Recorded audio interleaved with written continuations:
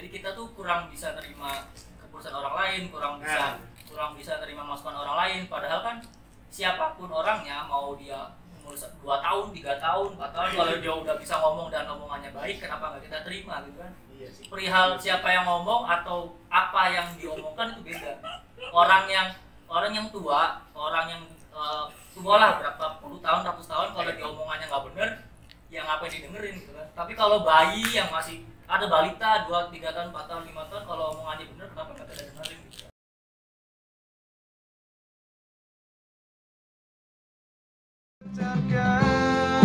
Potensimu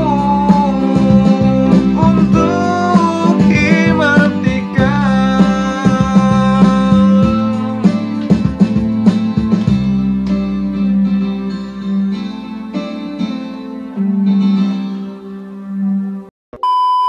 Halo, assalamualaikum warahmatullahi wabarakatuh.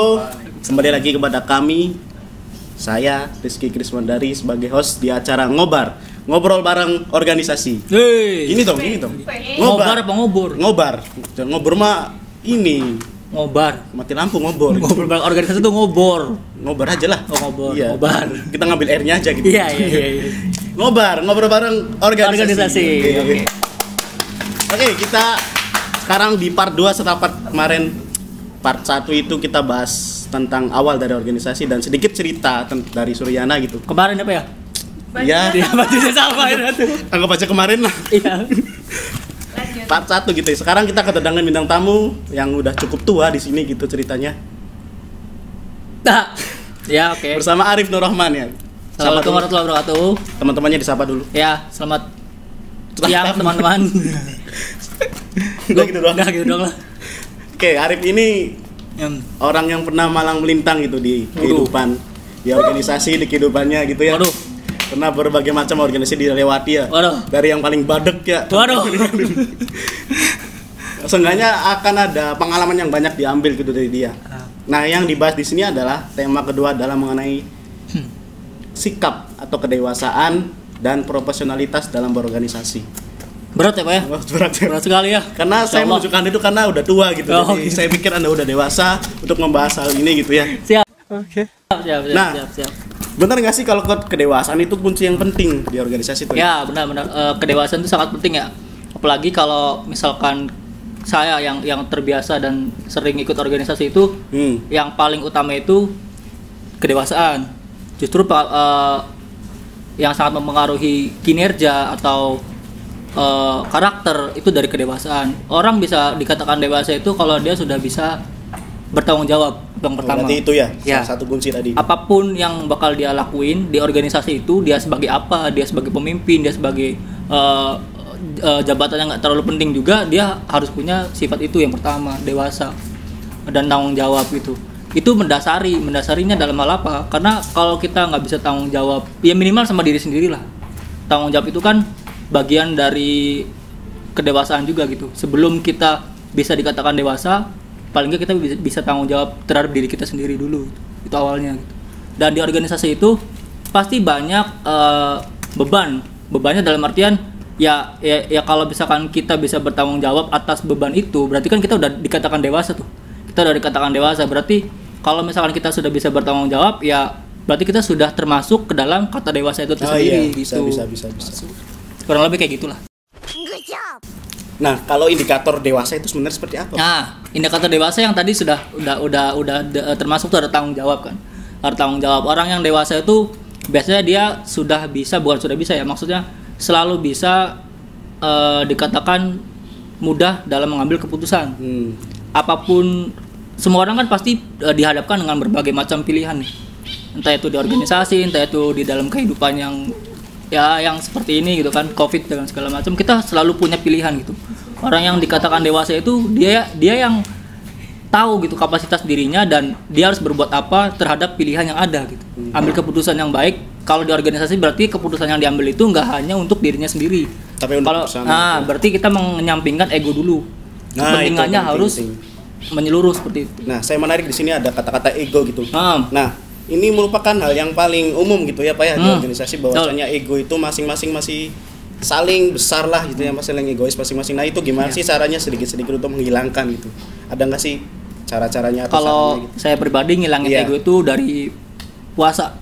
Puasa gimana tuh? Puasa itu kan kalau ego itu kan lebih Nafsu, ke ya? nafsu, Iya, nafsu, bisa nafsu. Jadi kita tuh kurang bisa nerima keputusan orang lain, kurang bisa nerima masukan orang lain. Padahal kan siapapun orangnya, mau dia umur 2 tahun, 3 tahun, 4 tahun, kalau dia udah bisa ngomong dan omongannya baik, kenapa nggak kita terima gitu kan? Iya sih. Perihal siapa yang ngomong atau apa yang diomongkan itu beda. Orang yang tua, orang yang tua lah berapa puluh tahun, ratus tahun, kalau dia omongannya nggak bener, ya ngapain didengerin gitu kan. Tapi kalau bayi yang masih ada balita 2, 3 tahun, 4 tahun, 5 tahun, kalau omongannya bener, kenapa nggak kita dengerin gitu kan? Kalau omongannya bener, kenapa nggak kita dengerin gitu kan. Perihal ego mungkin kalau menurut saya lebih ke emosi sih, makanya perbanyak ngalah, ilmu ngalah nih. Ilmu ngalah itu menurut saya itu penting. Kenapa? Karena dari mengalah itu kita nanti bisa ikhlasnya walaupun menurut kita pendapat kita itu lebih baik dari dia, tetapi karena ngalah nih, jadi secara nggak langsung kita tuh dapat ilmu sabar juga nantinya, jadi ikhlas juga nantinya. Jadi ilmu ngalah tuh menurut saya juga itu mendasar setelah tanggung jawab, kurang lebih seperti itu. Wah, tantangan. Nanti saya di sini tarik kesimpulan bahwasanya indikator tua tuh belum tentu dewasa ya Pak? Belum tentu dewasa. Iya. Gitulah kurang lebih. Ya. Tua belum tentu dewasa, berarti yang tadi kan bayi 2 tahun 3 tahun bisa jadi kita harus dengerin omongannya gitu. Iya, Nah, dalam hal organisasi gitu.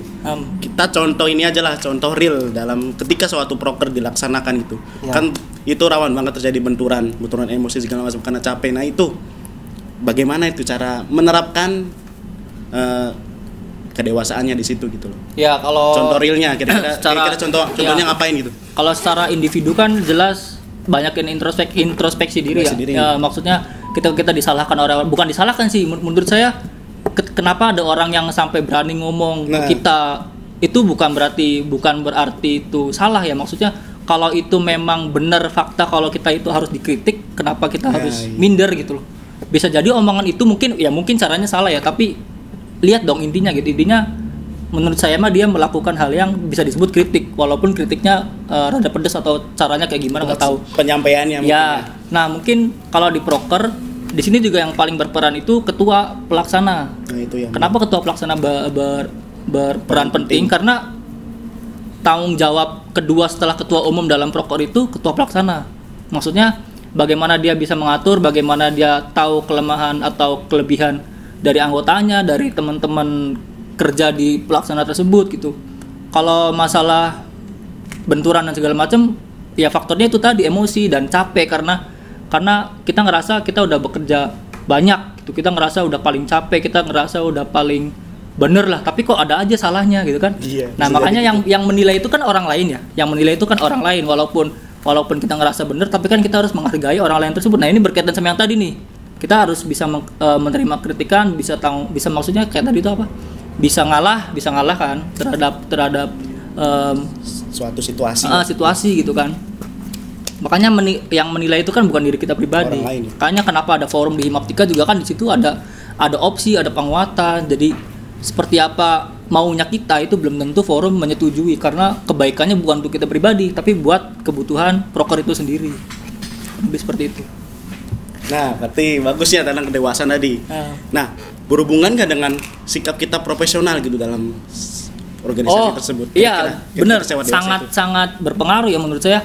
Sifat dewasa, sifat mengalah, sifat sabar dan segala macam itu sifat gitu. Kita mau dimanapun, mau di organisasi, kita nanti mau ikut partai, kita mau menjadi ibu rumah tangga, kepala keluarga, maksudnya jadi mahasiswa, jadi dekan, jadi semua namanya sifat itu pasti kepake dimanapun.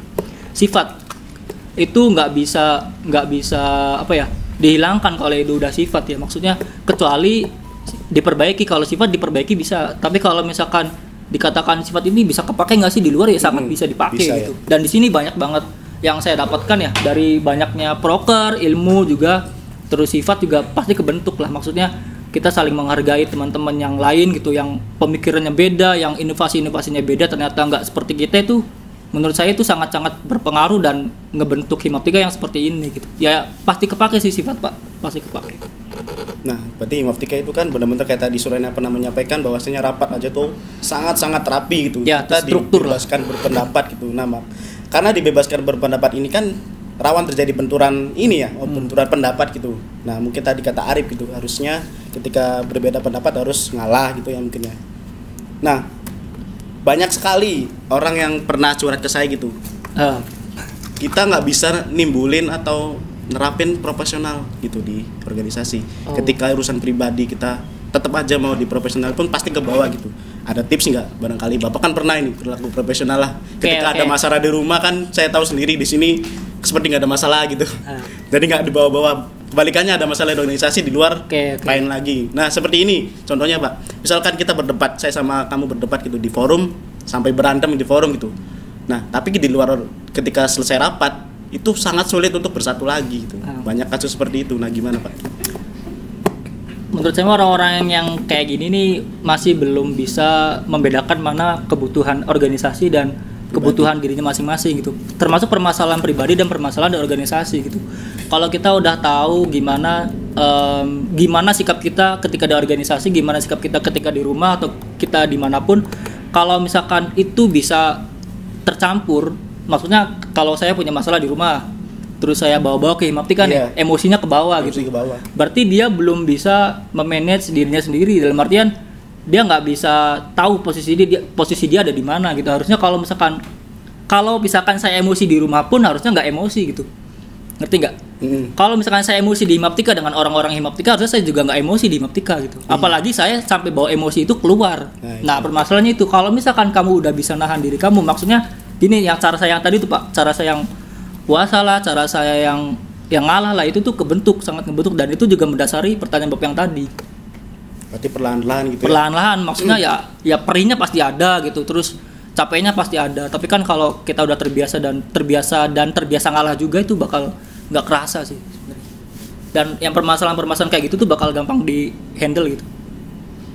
Intinya berarti kedewasaan dan profesionalitas itu sangat penting nggak? Sangat banget. Kalau di organisasi profesional itu nggak pandang bulu Pak. Gitu. Siapapun kamu nih, pemimpin kah, anggota kah, atau orang baru kah, kalau kamu emang tanggung jawab itu emang harusnya udah ada nih dari awal.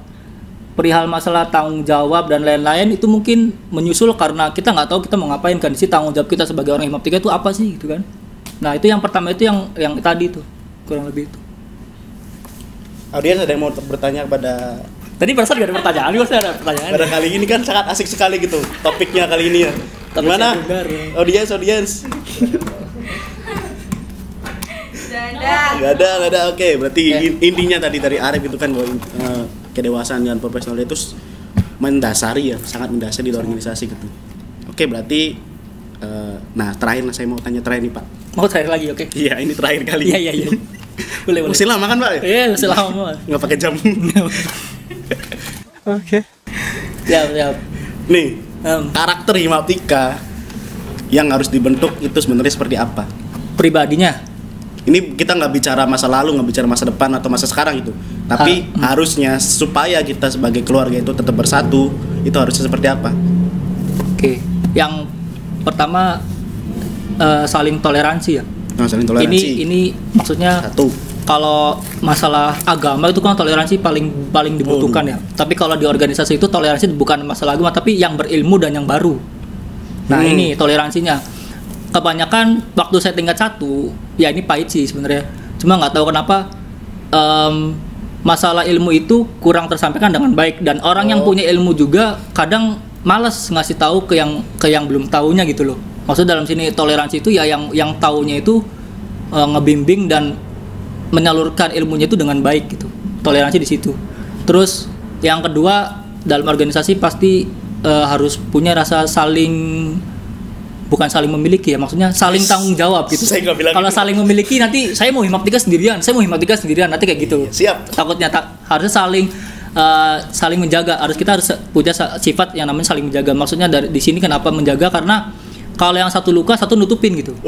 Yang satu sakit, satu ngobatin lah gitu ibaratnya. Sakit, satunya bikin sakit hati. Pokoknya yang satu punya masalah, ya udah dirembukin bareng-bareng gitu. Tadi itu apa pertama tuh? toleransi, terus saling menjaga. Ada lagi nggak? Terus kalau yang ketiga tuh jelas profesional ya. Profesional, kamu nggak ngerti tugasmu apa, kamu orang baru, kamu nggak tahu harus ngapain, tanya sama yang tahu. Minimal dari kamu nanya itu kamu udah profesional nih. Profesionalnya karena saya mau tahu dan saya mau tanggung jawab sama apa. Iya, makanya bertanya itu sangat penting juga. Menurut saya itu juga penting, tanggung jawab. Profesional lah, sama aja lah kurang lebih gitu. Oke, sangat bermanfaat sekali pertemuan kali ini gitu. Ya gitu ya. Silakan barangkali ada yang dikatakan gitu. Apa lagi? Sebelum kita bubar, buat adik-adik calon apa ya? Calon keluarga besar Himaptika nantinya. calon istri. Nanti semoga pokoknya jangan pernah malu buat nyoba organisasi, apalagi kamu yang orang belum pernah masuk dalam organisasi. Karena apa? Ketika kamu sering berada di organisasi itu, kamu banyak belajar, apalagi kamu yang belum pernah gitu. Di perkuliahan ini kapan lagi gitu. Kalau misalkan apa ya, PC ini tuh step paling tinggi nih di perkuliahan nih. Sebelumnya kan biasa di SMP, di SMA kan, di Rohis tadi yang Suryana bilang gitu. Ini udah yang paling tinggi, dalam artian setelah dari sini silakan diterapkan di organisasi yang sesungguhnya gitu. Mungkin ada keuntungan di sana, mungkin ada kepentingan di sana, tapi di sini itu benar-benar belajar. Jadi kalau belajar ya pasti banyak ilmunya dan banyak yang nggak diterapkan di sekolah. Kenapa enggak gitu? Karena banyak keuntungan. Menurut saya seperti itu, Pak. Oke, terima kasih kepada Arif Nur Rahman, sangat luar biasa sekali pertemuan kali ini gitu ya. Biasa di luar. Oke, kita akan bertemu lagi di video selanjutnya. Insya Allah akan ada banyak bintang tamu yang menginspirasi lagi gitu ke depannya gitu. Kita ketemu lagi di dalam acara ngobrol bareng organisasi. Assalamualaikum warahmatullahi Himpunan mahasiswa pendidikan matematika, pancarkan potensimu untuk. Ada pertanyaan tambahan dong. Pertanyaan tambahan dong. Apa tuh? Gimana kalau ada relationship hubungan gitu, cewek dan cowok di dalam suatu organisasi, apakah itu termasuk profesional atau enggak? Nanya ke siapa nih? Ke Arif dulu deh. Sebenarnya hati nggak ada yang boleh menyalahkan ya. Di mana dia berlabuh nggak ada yang boleh menghentikan gitu. Kalaupun itu jatuhnya di organisasi, iya, kalaupun itu jatuhnya di organisasi, kenapa enggak gitu? Yang penting pacaran atau berhubungan nggak lewat batas. Terus kalau misalkan wayahnya bertanggung jawab di organisasi, ya ditinggalkan dulu gitu. Ya maksudnya satu sama lainnya harus bisa ngerti gitu.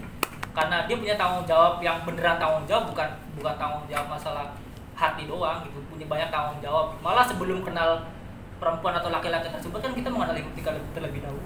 Harusnya hati kita di Himaptika dulu, bukan di cewek atau cowok itu dulu. Bapak gimana, Pak? Oke, kalau saya ngambil sih dari cinta itu ya. Kalau saya sih cinta yang berlebihan atau apa tuh bukan ke pacar doang gitu, tapi ke sahabat juga kan termasuk cinta misalnya gitu ya. Nah, akan sangat bahaya ketika kita bawa-bawa sampai ke organisasi gitu. Contohnya saya pribadi pun sedikit-sedikit menerapkan gitu, misalkan saya dekat sama siapa, ketika di rapat pun saya sering bertengkar gitu sesungguhnya sama dia. Kita saling forum, saling berpendapat, mungkin teman-teman tahu lah gitu, bagaimana bersikapnya gitu. Bahkan kita sampai ke lobby pun ya harus profesional gitu kalau di organisasi, dalam forum gitu. Kalau di luar beda lagi.